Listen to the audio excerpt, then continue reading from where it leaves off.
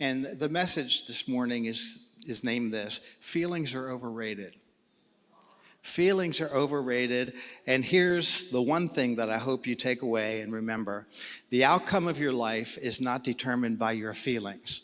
It's determined by your choices. And that's a life-changing concept if you get a hold of it. So I'm going to start with a story that was told by Jesus over 2,000 years ago about a dad and his two sons in Matthew 21. But what do you think? A man had two sons, and he came to the first and said, "Son, go to work today in the vineyard." But he replied, "I do not want to." Yet afterward he regretted it and went. So picture this. The father goes to son number one. He says, "Go to work in the vineyard today." And the son said, "I really don't feel like it. I don't. Sorry, Dad. I don't feel like it." But then he actually went out and worked in the vineyard that day. Let's pick up the story. And the man came to his second son and said the same thing. And he replied, "I will, sir." And yet he did not go. So the dad goes to son number two. Son number two clearly had a pretty good feeling about going out there and working in the vineyard. He says, "Sure, I feel good about that." But he never stepped into the vineyard. He never did a moment of work that day. Then Jesus asked a question, and those listening answered the same way I would have answered. Which of the two did the will of his father? And they said, "The first." Now, there are some theological overtones to this passage, but to look at it straightforwardly, what was more important, the way his sons felt or the choices that they made? What was more important? I'm sure the father would have loved that they both worked in the vineyard and they both felt like working in the vineyard, but when push came to shove, what is more important, how they felt or what they did? It was what they did. It was the choices that they made. And someday we're going to stand before God. Hopefully we hear those words, "Well done, good and faithful servant." Those words that will be much more determined by the choices we make than the feelings we have experienced in the life that we're in. So before we go further, here's a question for you to reflect on. How much do your feelings drive your life? How subject are your decisions to how you feel? To what degree do your feelings determine what you say, what you do, how you act? Because at some point, when feelings drive your life, you're going to end up in a ditch on the side of the road. You're going to end up doing things, saying things that are not what God wants you to be doing and saying. And so think about that. Now, I'm not knocking feelings. God gave us feelings. He created us with feelings. Like, I love attending online church at Amplify because we do such an absolutely amazing job with it. I could watch and join the online campus every week. But I love to come into the service because I feel God's presence in a different way. Now, that's for me. Now, is God with me more? No, Jesus said, "I am with you always, even until the end of the world." I am with you. I will never leave you or forsake you as long as you feel like it.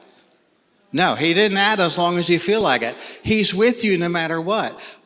But I like when I'm in worship, as we were a few moments ago, and I actually feel God's presence. God gave us feelings. When he created Adam, imagine how Adam felt when he was in the garden communicating with God. Absolutely amazing. Imagine how Adam felt when he first met Eve. Different feeling, but I assume it was absolutely amazing. Imagine how Adam felt when he had to leave the garden. Such feelings of regret would be hard to imagine. Imagine how he felt when one of his sons killed his other son out of jealousy. Heartbreak and despair that are almost beyond our imagination. But God gave us feelings. He created us with feelings. And there's nothing wrong with experiencing those feelings that God gave us. King David wrote, "Weeping may last for the night, but joy comes in the morning." There are times to weep and to mourn and to experience all the feelings that go with that. There's time to experience the joy of Christ and all the the feelings that go along with that. God never calls us to ignore or bury our feelings. Many of us know people who have done that. They bury their feelings and it ends up coming out in many dysfunctional ways. So we're never called to bury our feelings. We're never called to ignore our feelings.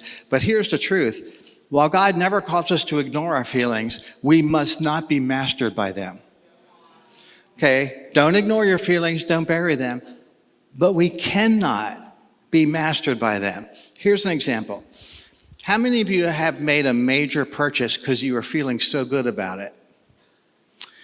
And then later had some second thoughts. Those feelings changed quite a bit. Maybe it was a boat or a timeshare or a Peloton or that extremely expensive pair of shoes. And you say, yeah, those were crazy expensive shoes. Actually, the shoes weren't the crazy one in the equation.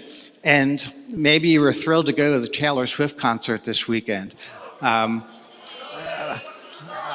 if you had to take a line of credit out to get the tickets, that's another issue to deal with. I remember in the mid-'80s, Ford put out this generational car called the Ford Taurus.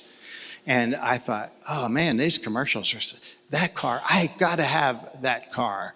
And so we purchased that car. I use the word we loosely. I purchased that car. Here's something strange. Within the first couple of weeks, I'm driving it and I thought, I don't really like this car as much as I thought I would.